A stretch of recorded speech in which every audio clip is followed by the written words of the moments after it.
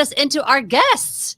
So we have Luisa Mendoza. She's a commercial and corporate cinematographer. We have Shyah Zarrabi. He is a commercial and wedding videographer. And Armen Tahanian. He's a filmmaker and real estate videographer. And they have done some beautiful stuff. And I'm so glad you guys are all here. Thank you for joining us.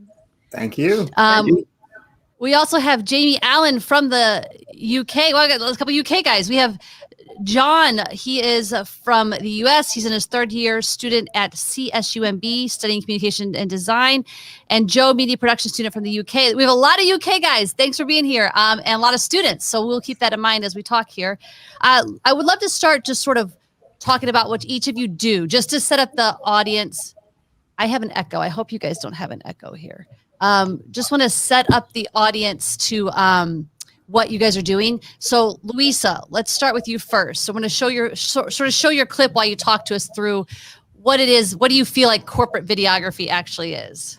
Well, corporate videography is, for me, it's all type of corporate communications, branded messaging. Anytime, I might do stuff for a big brand, but it's, their internal and maybe their Facebook or some kind of, just small advertising on social media. And then but a lot of corporate imaging, and I do a lot of opens for corporate like meetings. So I do a lot of video, which are fun because those turn into like mini movies. Because if you're doing the opening to a big sales meeting, we do a lot of mimicking of like high-end like movie trailers. Like I did one for Hewlett Packard where we did it was basically it was like a Men in Black kind of thing, and so we spoofed all that. And it's fun, so you get to like make movies, but on the corporate dollar. I love it. I love it. So Armen, why don't you talk to us about what real estate video is for you? Uh-oh. I can't hear Armen. There you go. Let's oh, are you there? Okay. Yeah, a lot of what I do with the real estate video production are the homes that are for sale. I'll do like a tour of the home, nice walkthrough, just to showcase the house other than photography, especially because like nowadays with video, there's a big demand for video production and real estate marketing. So it's just tours of the house. Sometimes I do commercials with agents, like small commercials like that, but mostly touring the home. I love it. These shots are gorgeous. I'd love to have these in my films. And then of course, Shyah, let's talk about wedding videography and what that means for you and how you handle it all. So remember when we would go out to events and big parties or celebrations, it's so hard to remember all the fun celebrations that happen, the candid moments. So what I do is I help newlyweds remember all the happenings, all the excitement, all the joy, so that in like 10, 20 years from now, they can look back and just remember what it was like to be in love on that first day, maybe show their kids what it was like when they were first in love, things like that. I love that so much. I mean, I'm a romantic dramedy filmmaker, so I'm already like a mush ball when it comes to that. And so I love watching your stuff, but I really like your philosophy behind that. That like it's, because a lot of this we're going to talk about now, and for our audience is like being client-based, trying to please them. You have a very hard job. I'm sure a very high pressure job with weddings, because it's like these couples have spent a lot of money for this one day of their life. So if you screw up, like there's so much more on your head, I think, than any of the rest of us. Have you ever had a time where something just went terribly wrong and you had to, fix it somehow or? Oh yeah. Yeah. Like, so one thing is we have a metaphor that we are like ducks swimming on a pond. We're above the surface. We're just totally chill. We're doing our thing, but underneath the surface, we are paddling to make sure that we're on schedule and just to make sure things go smoothly.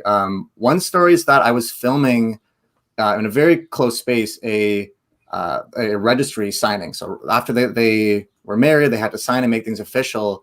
And there were these tea candles on the table.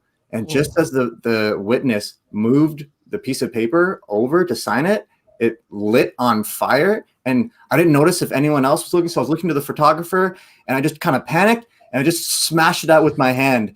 And then looked back to the photographer like, wow, I can't believe that happened. And she just turns, wait, what happened? Oh my gosh. Okay. Did you get it on camera? Did you be able to film it, or was it just too fast? It was too fast. Like the camera, it's just a blurry clip, but it was just reacting and it was making sure that something didn't go awry. and I just took it Wow. upon myself to burn love out a fire or put out a fire. Yeah. Armen, what are some of the toughest parts about doing real estate videography? Trying to, I think one of the toughest parts would actually be trying to take something that people are usually used to seeing still images and then trying to give it motion, where, you know, a lot of the camera movements are kind of walking you through the property. And a lot of times the client that you're dealing with is the sales agent. So he's also has somebody to impress, which is the person who's selling the home. If he doesn't do a good job, he's going to lose the listing. So a lot of responsibility on your hand to make sure the property sells, make sure you show it in its best light and its best order of rooms, you know, the editing, the music. So many things go into like showcasing the property in its best form. And a lot of times it's a little bit of pressure, you know, with the real estate agents. Some of them micromanage, some of them, I can you know, imagine. they like to show up there at the day of the shoot to remind you to shoot everything that they think you're going to forget. But other times I've worked with agents where, you know, I've never even met before. They just have a lockbox on the door and they just say, you know, go and get the shots and send me the video. So it's a little bit about balancing, you know, the clients. Yeah, I would imagine that Luisa has pretty similar thoughts on that. Yeah, it's interesting. I come from the philosophy. I guess I was raised in corporate video. I was part of a larger production company for a long time, actually 17 years. And that's where I got the break into corporate communications. But yeah, I like to approach it as, you know, I put on the uniform of whatever client I'm working for. And I try to remember that I might not be making an Oscar winning movie, but to them, that is their whole budget. So that is their Oscar for the year. And that's how I try to go at it. You know, it's like, because that is their department's, you know, I don't care what widgets you're making, but I'm going to make those widgets look really good because that, you know, and so I try to take on, like, I'll wear the company shirt if I need to. And I have to, I joke about it because I was raised in Catholic school and they were like, you're wearing that uniform. They know where you come from. They can find you. And so I always, but I take that to my corporate clients. I am a representative of them. So if I'm out shooting an event for them, that's how I don't want to detract from that client. If anything, I want them to go, man, that videographer that was with you guys was amazing. And, you know, so I try to take on the persona. I look at the company I'm working with, try to get some research. You know, I want to go do my research before I work with them. And so I can get a bit of the corporate culture as I'm working with them. Because I think if you bring those little bitty things that get you remembered, get your name passed around. But like I said, you're not, you know, it'd be great to make movies. And I get to do that on some projects. You know, I've gotten to do a Breaking Bad spoof, and I've gotten to, fake fly out of airplane, you know, do parachuting. Jeez, so nice. Yeah, we were using the corporate jet of the company, and the opening of the sales meeting was them. They were having a fight in the jet, and they parachuted out, and then we dropped them into the ballroom. How live. fun! so you get no one ever really thinks about corporate videos like that, right? I mean, we run at every building downtown to do, you know, like dolly shots through, and it's all this chase and spy games, and it was so much fun. I love that. I have a friend who's in corporate too, and he said that he used to get really burnt out, and he found that he had to tell himself, look, whatever I'm going to film today is practice for my big feature film. So like, you know, he would talk about like Jurassic Park and how Jurassic Park has the little, you know, here's how Jurassic Park was made video in the film. And so this was his practice for that. And I think that I love that your philosophy is similar. Like, this is my movie. I get to make this. And also, you know, you're paying your rent filming stuff. That's way better than ever doing anything else, right? And they have corporate hours, you know. That's what I love the most. Like, nobody wants to stay past, you know, 6 if you're a CEO. Awesome. So you're not going to be there at midnight. I love that we have so many comments coming in from the UK. We have a lot of UK students. I would love to know how you guys found out about us today. Put that in the chat box, and I'm going to get to these questions, I promise. I do want to start with some of the basic things that filmmakers love to know, which is gear. I know it just changes from job to job. Let's talk small jobs where it's a lot of like just you and maybe you and one or two other people. What's your gear like? What are your cameras are you using? What are your lights? How many lights are you taking? Talk to us about that. Armen, do you want to start with that? Yeah, I'll go first. Well, I do everything by myself, one-man show. Except for the editing. I do have an editor that I work with. But as far as gear goes, gimbal for real estate, definitely a must. You know, you can walk through, get those long shots that you could speed ramp.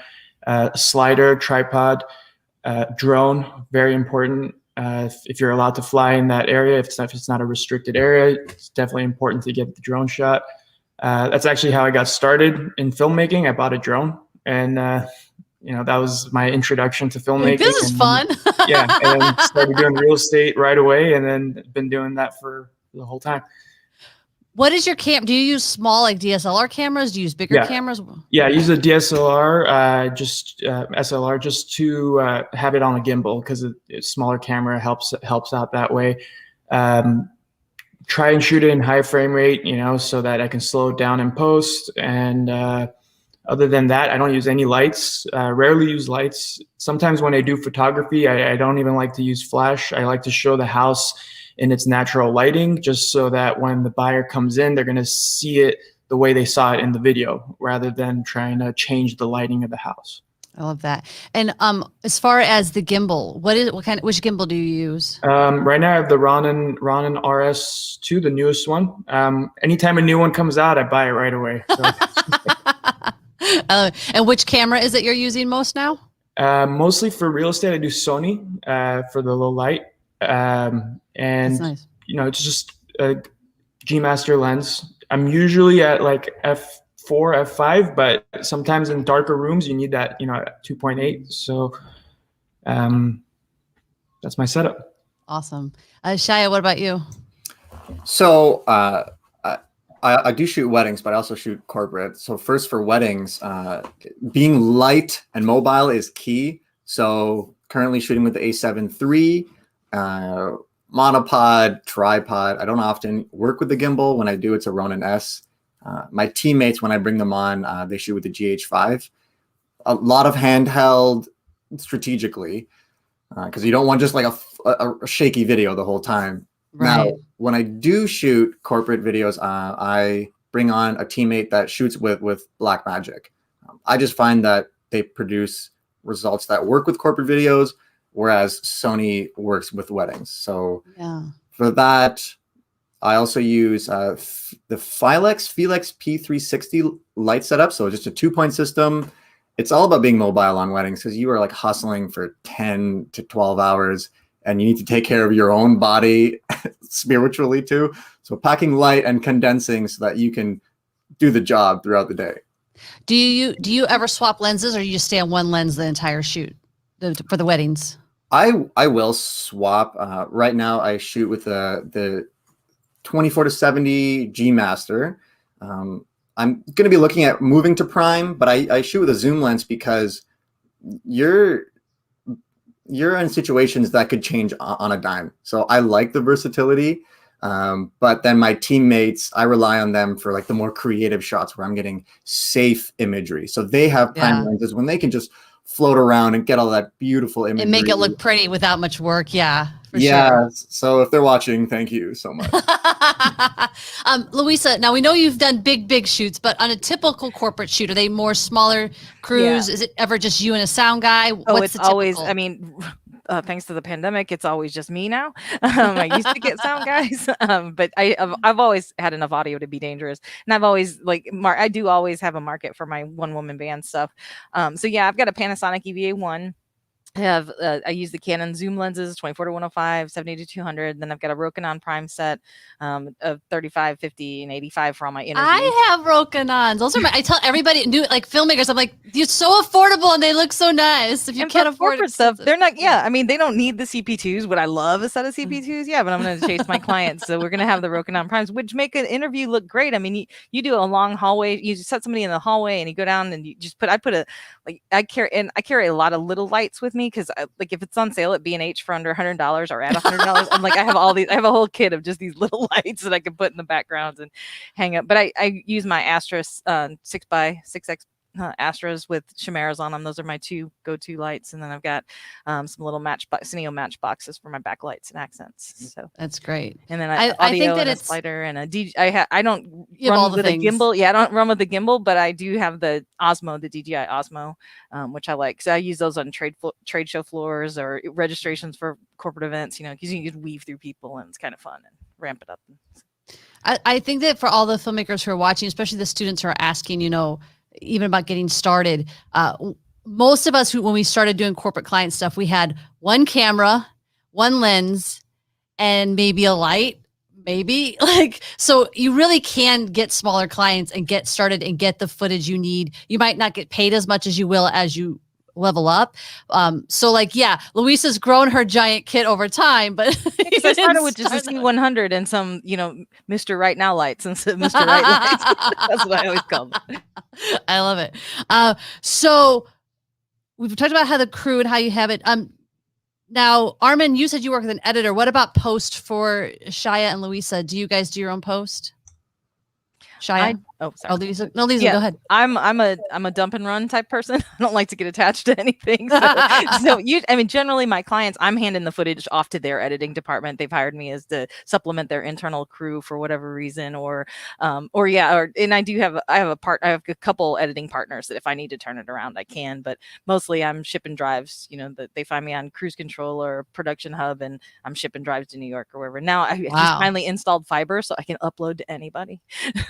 Nice. Shyah, do you do your own post? I do for weddings. I tried. I worked with an editor for the better part of a year, but I found that the emotional connection wasn't being shown. So I took it upon myself because I knew the couple and their family. Yeah. So I wanted to deliver that. However, for corporate videos, I work with an editor that is great at his craft. And so by delegating a little bit, it allows me to have time to create those wedding videos. And I think, again, it goes to the students. It goes back to when you start. I have an echo again. It's driving me nuts. When you guys start, you will be doing your own post. Like, you're going to have to know how to edit and do basic color correction, which we're going to have a color correction class coming up in April, I think, for free for everybody. You've got to know these things because you're not going to have enough money to pay for your crew. I think that's when I knew I was doing okay, was when I was like, oh, I can hire sound and an editor. All right. Like, moving up. How do you guys find new clients, or do they find you? Armen, you want to start? I'll start. Yeah. Finding new clients for me came naturally because before I started filmmaking, I was a lot in sales and marketing. And when I bought my first drone, like, I bought it literally because I wanted to fly at the park. I couldn't care less. It had a camera on there.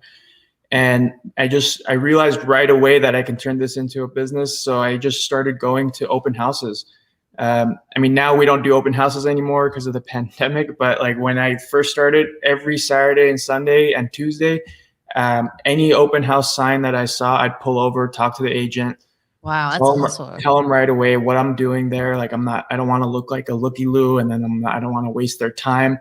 A lot of agents have their own go-to guy. Like, they have their go-to video guy, their go-to photo guy. Luckily, when I got started, video for real estate was fairly new. So a lot of them had their go-to photographer, but they didn't have their go-to video guy. So I became that go-to video guy for them. And a lot of cases, like, even if they have a video guy today, it doesn't hurt being number two, because one day that guy might be on vacation, or he might be busy, or can't film a property, or they have a falling out with the business relationship. And then they'll remember that one guy that showed up at that open house and gave him a business card. And, then you'll get that phone call, and then you'll be that next guy. And then every time they get a listing, they give you a call. You'll just be patiently waiting, Yeah, you can't get everybody, and I've noticed that. And when I would go to those open houses, I would have my drone with me in the car, and there had been times where I got the drone up in the air during the open house, got some footage for them, just gifted that to them, and then that you stay in their mind. They follow you on Instagram, and then you develop a relationship over time. Then you start building up your clients that call you regularly. And then you give yourself time to always find new ones. Yeah. Shyah, so do you stalk like, people's Instagrams? Oh, they're engaged. No. Oh, yes. 20 hours on Instagram a day.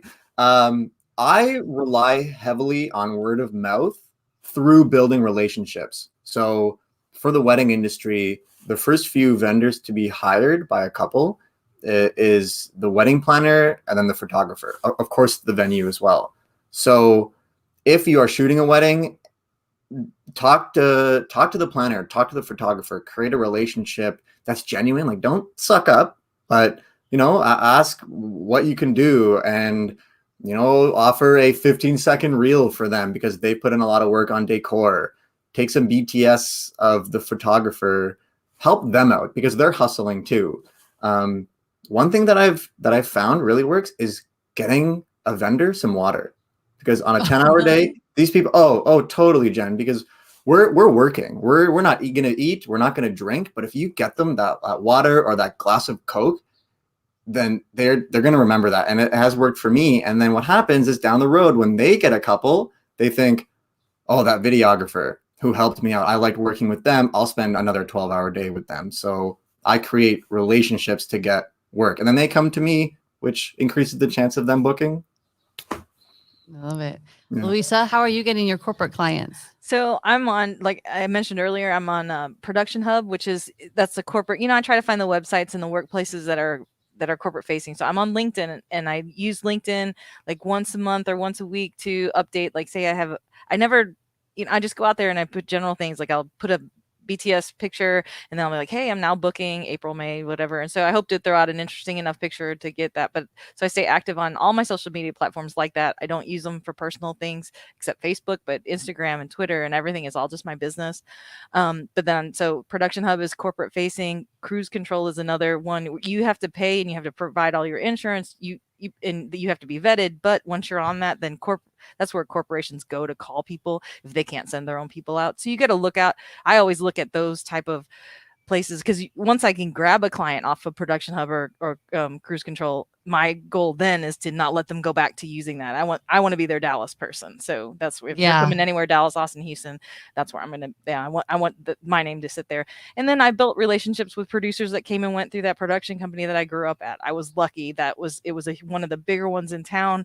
It churned out a lot of producers. They would stay for 2-3 years and then go on to other things. And as soon as I went freelance, I started reaching out to those people. I'm like, hey, I'm free, and they knew that I could handle myself in a corporate setting, because some people who come from sports or reality TV, you can't make that cross to corporate because you have to have a professional presence that can't be taught really, and you got to learn how to blend in with your environments. Sometimes you can, sometimes you can't. But they knew, that I want to be somebody they can trust that's going to go in there and make their client proud. So I think that getting return clients is, you've all had the same theme, which is there's a trust, there's relationship building.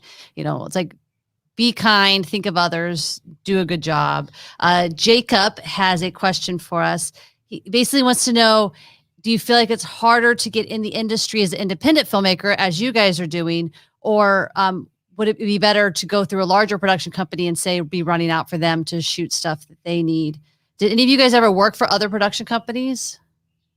You've always been your independent? No, I got my start at a big production house here in town. It was corporate facing, and then they started their own reality television stuff. So I got a little of everything. So I got lucky. But it's hard now to find those places. But did that help you once you went on your own, as far as like, did it help build your reel? Did it? Oh, it built just everything the contacts. Yeah, well, it was the contact, but the reel. I mean, I was at that production company. It was it's like as fast as you could learn the camera, that's who was shooting the next big thing. So I got to train. I mean, I basically went to grad school through there, and I was very lucky. That. Yeah, I mean, it was a smaller company, about 75 people on staff at all time, but there was 12 in production, and we all did everything. That was the other thing that helped me out. I had to do audio. I had to do teleprompter. I can do everything if I have to. Shyah, you had thoughts? Yeah. I spent 4 years working at another studio, and I learned a lot. I started as like just a simple videographer, worked my way up as they grew to a director of videography, managing people, managing editors, and learning the back end of running a business. So my time there was so valuable. And then when I decided to rebrand under my own company, I had the knowledge and experience to not just tread water, but to actually like swim and like thrive in the industry, because I had 4 years of experience and a lot of late nights. We have a lot of students on, and a question that kind of keeps coming up is this. Jacob has, how would you advise a graduate trying to take their first steps into independent filmmaking industry? First question for you guys, before we even directly answer this, is, do any of you guys do actual like dramatic narrative film on the side of your corporate kind of stuff, or do you only do your client-based work? I don't know.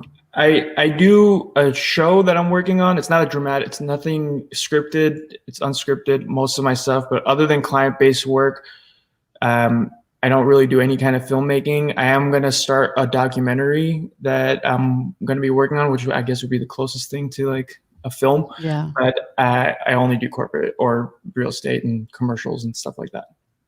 Yeah, I used to, you know, I would always help friends on passion projects as I was up and coming. I guess now I've kind of like now I stick to my corporate stuff, but I guess I do the documentary work, though. I do a lot of interviews for documentaries here in town when they come through, so I am known for that. But also I do a lot of reality television. So like yesterday I was shooting on an Oxygen true crime show, so that was kind of fun. So I do, that's my like, and I do live events, which is interesting because like I'll go work for the Dallas Stars tomorrow. So But before I started working in weddings, when I was in school for video production, I would create narratives, but then I also was working with other people, that the other directors and producers, and again, it gives you the chance to try the role out. Like Luisa, you're talking about how many different hats you could wear on a set, but you need to get that experience first. So for this graduate, like, you can start creating things. It'll teach you how to think about other people, how to make sure that they can do their jobs well, and all the other things you have to think about to ensure the job goes smoothly. So you can just kind of jump into it and learn over time. And then also you might make connections and be brought on to someone else's set when they're creating something. and I would say for any student that's coming out and wants to get in it, the best way, if you want to be on the production side of things, like grip, lighting, or camera or anything, get a job at a rental house. Be their tech, be their the person that takes the gear back in and resets everything and cleans it. You can learn so much, but you're going to meet those DPs that come in. You're going to meet the ACs that come in. And you can go out as the second AC. If they need somebody that knows the gear, you're going to be the one that gets that opportunity. So I mean, we've got like 4 rental houses here in town, and in Dallas. So find your local rental house. If you're a gearhead and you want to be on our side and my side of the camera, then what you want to do films or high-end commercials, I say starting out, try to get a job there, and because you'll get picked up real quick. If you're that sharp, you'll get snapped up and you'll go out ACing or something. I also want to go back to the social media discussion where, you guys talk about, because I'm the same way, we only use our social media for business. And I cannot stress that enough, students. Social media for business only, meaning you just shot a film in school, post behind the scenes, post the stills when it's done. You need to look like you're busy and always working. Because I will tell you, my first gig I ever did as a professional and got paid was shooting an interview of freaking Hans Zimmer. I had never done anything like it before, but like I was always shooting all the time, like shooting for friends' reels, doing whatever. I was putting it up, and somehow this company from Germany was like, "Hey, we got your information. Would you shoot this?" And I'm like, "Yes." And then I went immediately to like a mentor. I was like, how do I do 3-point lighting? So like you have to, like, social media is so important. And as much as I want to get off Facebook completely and I never want to be on it again, you just can't. You have to keep reminding people you're alive. These days I get at least 50% of all my work. I'm on every group you can find. Like I'm in Women Working in Reality TV. I'm in Where's Spot. That's an ad agency kind of group. If you do it, you can find a group that needs you on Facebook. And it's as scary as that is. And some of my older friends in the business are tanking because they don't want to use Facebook or any type of social media. And I was like, man, you got to adapt, change, pivot, because these jobs aren't coming. People aren't just going to find your website anymore. You got to be where the people are. I mean, and even what I'm finding that the jobs I see on like Staff Me Up or LinkedIn or something those people are in my groups, and I can get to them directly on Facebook. And that's how you get ahead of everybody. For sure. I want to give a shout out to Pia Woodruff, who says she's a handicapped AC in LA about to direct her first short film. Get it, girl. Bradley Taylor. When any of you were starting off early, how do you feel about buying a kit versus renting when starting up with minimally owned kit? Good question, Bradley. What are your thoughts? Shyah, you want to start with that? Yes, happily. One thing is that when you create a video that you think is only like a B+, people will watch it and they will give it an A+. So I would recommend starting with the kit that you have, and you can rent certain items that you think would bring value. You can try new lenses if you want, or different lighting, but it depends on what the job is. If you need excellent audio and you don't have the equipment, then don't settle. Step up, get better microphones and things like that. But be strategic. Don't think that renting this piece of equipment is going to really take you to the stars, because people will already see that your video is, at least to the moon. So they're going to really appreciate the content without you going above and beyond with your equipment, in my experience. I think you heard all of us. We basically all started with the $50 light kit or the cheaper drone. I'm sure Armen didn't go out with his first drone. Is like, you probably have a way better drone now, I'm assuming. Well, because if you understand lighting concepts, it doesn't matter that you don't have the $1,000 Astras. You can have the aperture, like 500 LED light panels or less than that. I mean, I use all those cheap little lights. Once you understand the concept of lighting, I mean, we always used to joke, I can shoot with a flashlight and a shiny board, but you can. It's all about the image that you wind up with at the end of the day. So I do recommend owning gear, because during the pandemic, I've always owned my gear. That was the first thing I did, was buy a small kit. I started C100, small things, the lens that would go across any camera I'm using. So I stuck with the Canon zooms and stuff at first, but you make that look really good. And then, now I've got the Rokinon Prime set. I got all this stuff.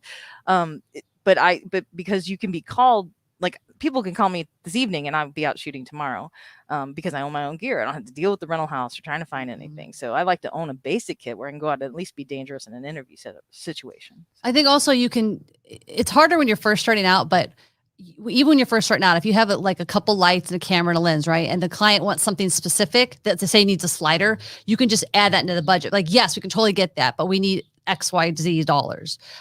So you don't have to take that out of your pay. Although usually when you're starting, you take things out of your pay so you can have the client and get it on your reel, and hopefully they call you back for more. Stefano, welcome. He's here. He's a trainer for Blackmagic Design from Italy. Welcome. Jamie Allen, question: how do you build up your corporate profile? It's usually through social media, or is there any other unique ideas to stand out? We've talked a lot about relationships and social media. Are there other things you guys do to sort of build that profile? I mean, have a website. You got to have a website these days. But yeah, a lot of behind the scenes stuff. And I just post lots of, the more interesting things or setups, but you got to just stick at it. You got to be persistent with it. It has to be part of your job. That's what I dedicate like the first day of every month to, is making sure I've got up-to-date stuff out there. So I would love to hear, Armen, how has the pandemic affected you? Because there are limited, if any, open houses. Are you still, I would almost assume you would get more work because they really need your video now. What are your thoughts on how the pandemic's affecting? Yeah, early on in the pandemic, it did slow down a bit just because everything kind of slowed down. And then as things started opening up again, we don't do open houses anymore. So yeah, video has become a necessity in the market. But also that statistic might be a little skewed because everything is selling right now in California, at least in my area. Like, people are putting a house on the market and it sells before I'm done editing the video. And so it's a little bit of both.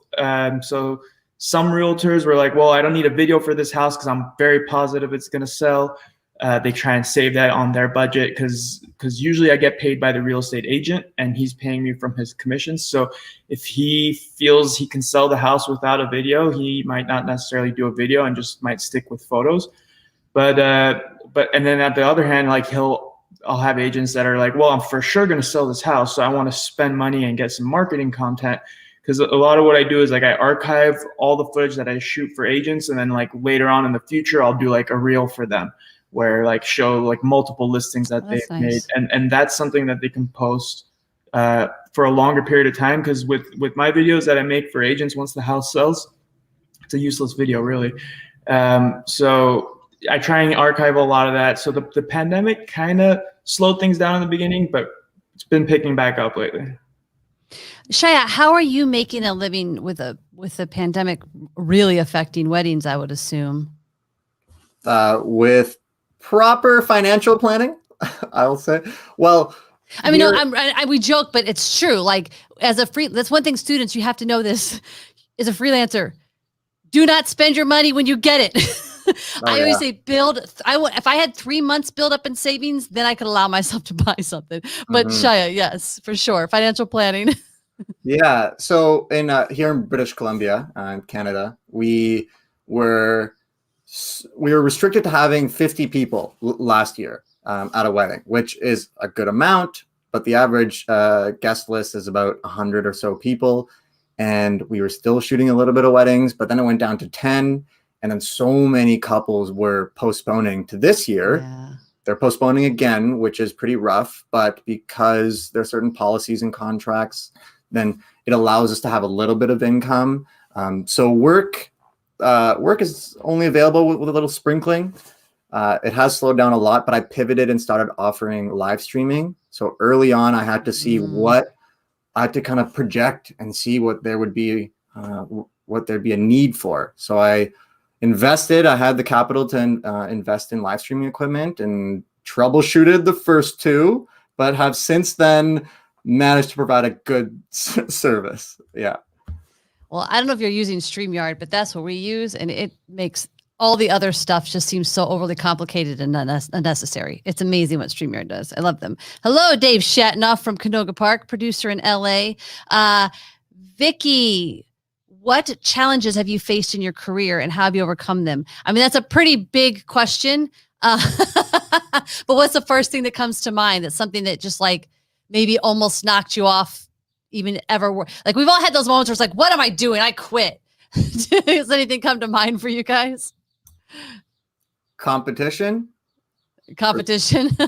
Yeah. Competition and feeling like I wasn't adequate when I've seen other people's work.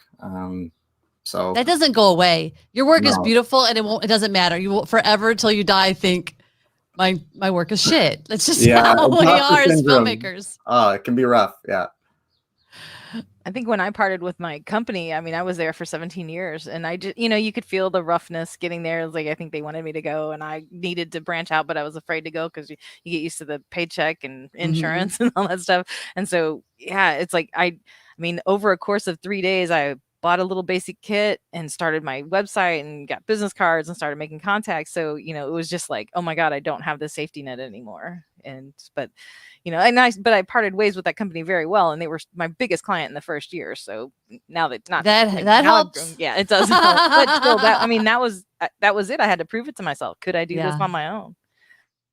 There's never a perfect time. I think that sometimes you get forced out of the nest. Like I was laid off after, 7 years of steady paycheck and I had to figure out how to make a living as a filmmaker full time at that point. And I think that that's kind of the challenge that we all face as freelancers is how do you make the living? How do you get the next client? You don't know where rent's coming from. Are you the kind of person who can be okay with that? Like there's a lot of stuff that like some people aren't. So maybe they need to have a side hustle job that's, working at Starbucks or something, or, working in an office. Armen, what is the biggest challenge that came to mind for you? My biggest challenge as far as the filmmaking part goes, because I had zero filmmaking experience when I got started. Like I didn't even know how to use a camera. When I can already hear drone ops when you said I just didn't even. I can hear drone ops just around the country going, oh. And a lot of the mistakes I made, like on client work, were like my biggest lessons that I learned. So I guess like luckily it were just small real estate videos. It wasn't like a big production where I messed everything up. But I did learn a lot from making a lot of mistakes and then just watching YouTube videos and learning and just getting better at the craft and building the skills and then getting to a point where I can confidently call myself a filmmaker. Like if you told me the day I was buying my drone that I'd call myself a filmmaker one day, like I would have laughed at you. But like now it's become like an engraved part of my life that like it took a long time to get to. Are you now snobby about it? Like, that new drone operator. No, I actually get like nostalgic when I see like up and coming filmmakers and I try and help out as much as I can. Oh, I love that. Jen, I didn't actually answer like the second part of the question. Can I just touch on quickly? By all means, please. So that's what we're here for. Cool. Yeah, Vicky, you said like you asked how we overcome these issues in terms of imposter syndrome. this photographer, Sachin Kona, who's been instrumental in our community here. He said, like, don't compare yourself to others. Compare yourself to where you are now to where you started. And I look back at my work from how many years ago? It's atrocious, if I can say that about my own work. So if you ever feel like you're not doing a good job or you're inadequate after a year of work, 2 years, then just look back at where you started. Yeah, it's been tough at times, but then looking back, we've moved, we've progressed so far. And Armen, I think you've made it, man. You're definitely a filmmaker for sure, dude. Your work is great. I feel like when it comes to progression too, like you should always be trying to be better than the last thing. Like, how can I make this one a little better than the last one? Even though I have the same, maybe it's the same script and the same gear and the same client, whatever it is, always trying to do something a little more, push yourself a little further. Like even in our web series or our weekly live show here and our weekly live show for Two Nerds in a Garage, every week we're like, what sucked? How can we be better? I don't think you ever can stop questioning that when you're out working with clients. You just have, as a filmmaker in general, really, never rest. We had, so Ryan has an interesting question because we do have a lot of students on, and I don't want to offend them that they're going to school for film. But Ryan says, what are your thoughts on going to school for video versus learning online with the vast amounts of tutorials? And I don't know on here. I feel like most of us were not film students. Am I correct? Luisa, you weren't either, right? Well, Shyah, you were? Yeah, well, and I did go to the Art Institute to my first major was advertising, and then I went and got hands-on at the Art Institute, but then I got a job. You know, the job was really where I mastered it. Mm-hmm. Shyah, you said you were in school for broadcast, right? Yeah, it was video production and then a little bit of film theory. It allowed me to like meet industry professionals and make mistakes with other students. So it was beneficial for me, but then there were my peers that were in school, but then weren't taking advantage. So maybe it didn't give them the result that they were looking for. And that's what I mean. I jumped on every extra project that I could find when I was at the Art Institute. I mean, I was down making I would even help the one instructor repaint his mole Richardson lights, but he took us on commercials and stuff. And I mean, he got all the free help, but I took advantage. Like he said, if you can get a camera at any moment, then that's where you do it.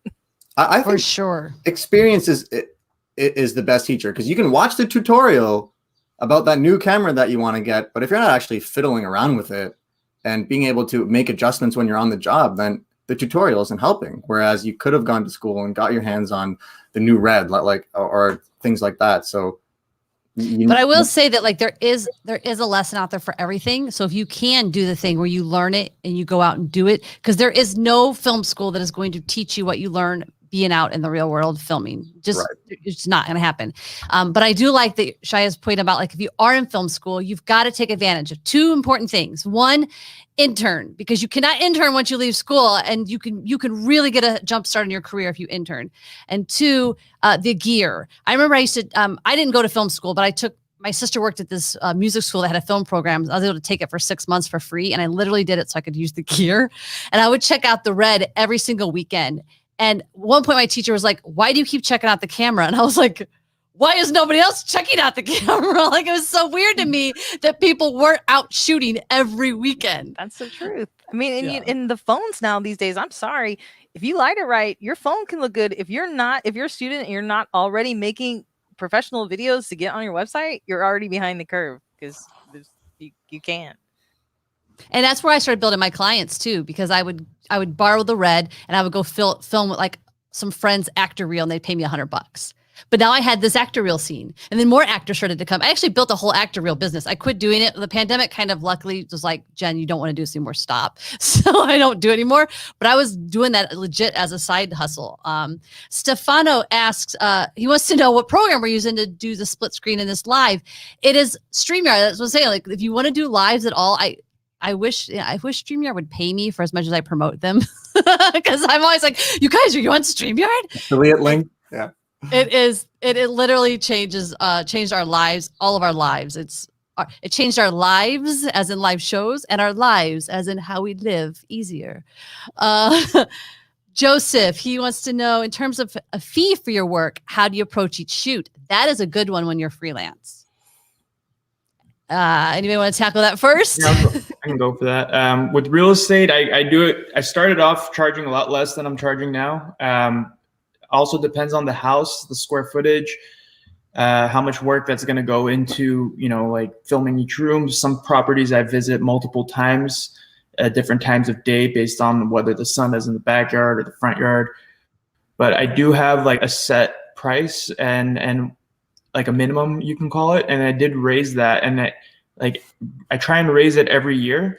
And what happens is you do lose a few clients that just can't afford to pay more because they're not at that caliber. But what ends up really happening is you hold on to the clients that are selling like the multi-million-dollar homes, and now you're only filming multi-million-dollar homes, and those are easier to make look good, because it's a multi-million-dollar home, and you just have to like set yourself apart from everybody else. And then the clients that I did lose when I raised my price, when they did get a listing that was a multi-million-dollar listing, they came back to me for that listing because now they have the budget for it. So it's a little bit of like playing, understanding what that local market is within the real estate community, what other videographers are charging, and where you see your work compared to those videographers, specifically in the real estate community. I do other work as well, but like majority of my work is real estate. And I've kind of branded myself as the expensive guy in town because there are other videographers that do it for less than I do. But when those agents that use those videographers get a big listing, I get that phone call. I love that. Shyah, how about you? How did you start learning to set your price and when to go up? So I started with just seeing what the industry was doing, and then I lowered that because I didn't value myself. But I was listening to this podcast called the Grow Your Video Business podcast through Studio Sherpa, as it's called. And they were advertising this product called the Budget Maximizer.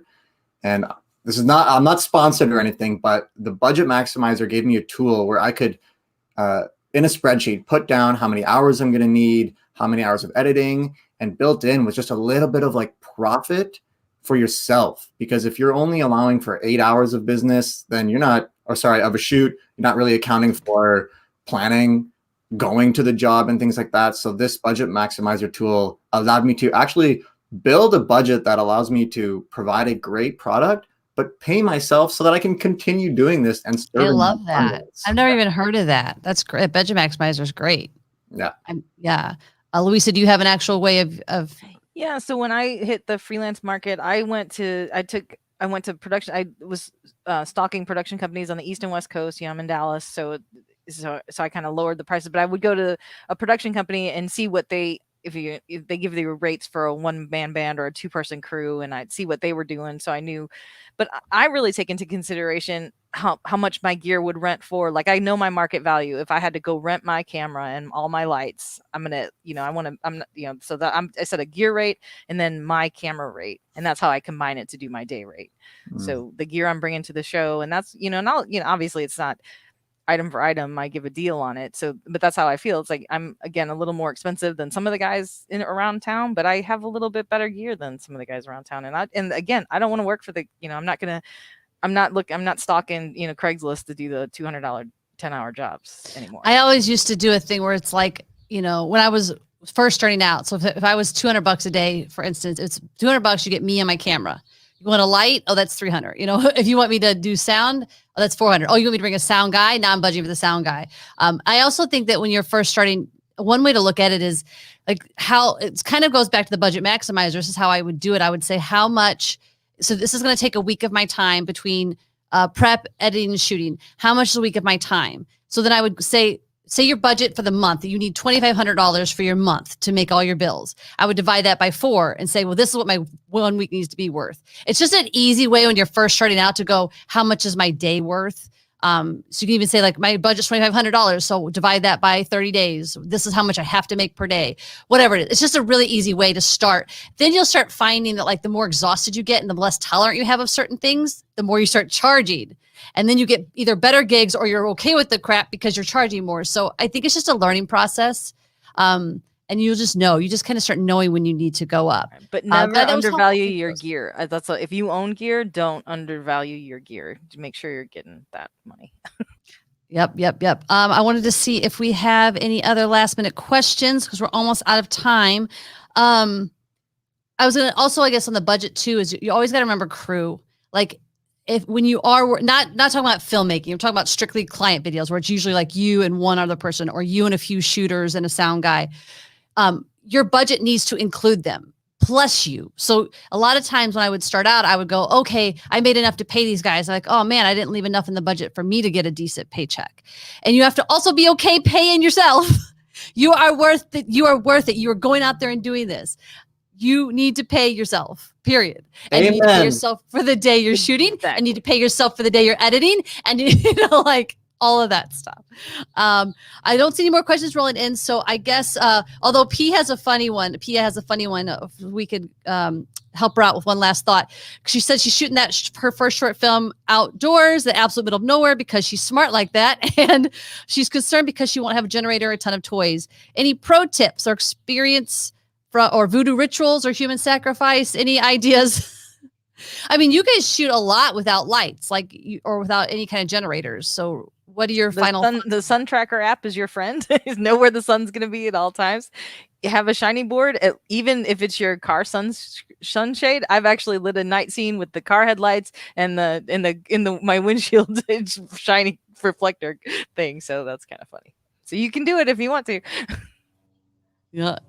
I love it. Matthew agrees. He says reflectors. All right. I'm so grateful for you guys' time. I hope that everybody has gotten something from this. I loved hearing. I just love the sort of war stories. We've all been through similar things. Like this is just the life of a freelancer. You have clients who suck, and then you have clients who are amazing, and everybody in between. You have times where your money sucks and times where your money is amazing. It's the ebb and flow, being okay with that. Any other final thoughts from you guys? Luisa, do you have a final thought for our audience? If you can dream it, you can be it. Trust that. Shyah? Make connections, establish healthy relationships that are long lasting. And Armen? Just to always know that the best project you're working on is the next one. So, if you're doubtful about your work now, it's always going to get better. It will always get better. And then it'll get worse, and then it will get better. Just know it's an ebb and flow, always. All of you students who are watching, thank you for tuning in. I think it's awesome that you guys are all here from the UK somehow. We love that you're here. And thank you so much to our panelists for sharing all their thoughts and just sort of putting it all on the table for us. Really appreciate it. You can see their social media handles. Reach out to them if you have more questions or if you want to hire them for anything. And we're going to let them get out of here. Thanks, guys. For everybody else, please stick around for a second because we're going to announce a winner of a seat of Blackmagic DaVinci Resolve. We are going to show you the pick of the month film so you can kind of see the quality we're looking for our shorts for the Blackmagic Collective Film Festival. Our next event is April 8th. Actually, that's not true. We added a new one. We have so many things going on, guys. Got to go to blackmagiccollective.com because so much is going on. So April 1st, there's going to be a scriptation class. So scriptation is a software that I use on my iPad for scripts, for notes, for it's insane. It's literally like game-changing software. So we've got them coming to do a whole class to teach for free on how to use the software. You download the software for free. Join us April 1st for that. April 8th, we'll have a music supervisors event. So if you've ever wanted to know how music gets into films and TV, from like script to screen, how you work with music supervisors, how do they pick music, that's going to be on April 8th. Keep an eye out for the April newsletter because it's going to have even more events listed in there, as including our DaVinci Resolve class that's going to be coming up in April, which again is free, and you're going to give you the footage and you're going to be able to color right alongside our teacher. Like and follow us on socials to get all the updates. We have a new Blackmagic Collective group, and I really would encourage you all to go join us there because we get to talk to each other and ask these same questions and have these conversations and put up funny memes. And it's a lot of fun if we can get you guys to join us and have fun in there. And finally, once again, thank you to our sponsor, Blackmagic Design, because without you, we could not do any of this. Okay, I want to see if I have a winner here from the man behind the tech, John Parento, our chairman of the board. Says the winner Resolve is Victoria Mempin. She's a media student from the UK. Oh, yay. I love that we're giving a student a seat of resolve. That's for $300. You ain't got that kind of money. So we'll be in touch with you, Victoria, to get that to you. And now, finally, without further ado, our pick of the month for March is called Finestra. And here are the filmmakers to introduce it to you. And then we'll play the film and we'll see you next Thursday or the Thursday after and the Thursday after that and the Thursday after that. And later, filmmakers. Hey, I'm Jason Sheedy. I'm the writer, director, editor for the sci-fi short film Finestra. And I'm Matthew Noonan, the cinematographer. Thank you guys so much for taking the time to watch our film. Hope you enjoy.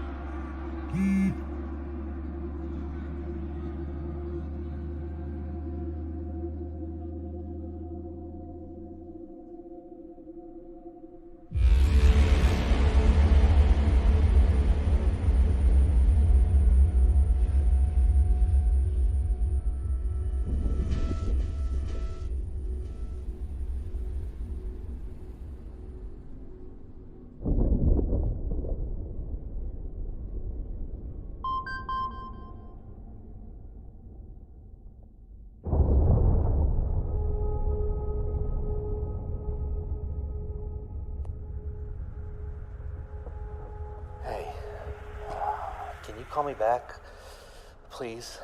I want to talk to you. Sorry about the noise. The roads are packed. Everyone's trying to evacuate. It's like the second you kicked me out, everything suddenly went to shit. I mean, this is unreal. These ships are just, like, frozen up there. What the hell are they waiting for? Look, you hate me right now, fine. But 6 years, babe, 6 years. I've been a saint. She was a stupid mistake. It happens. And since the world's about to end, I don't know, maybe you could cut me a break. I'm only human.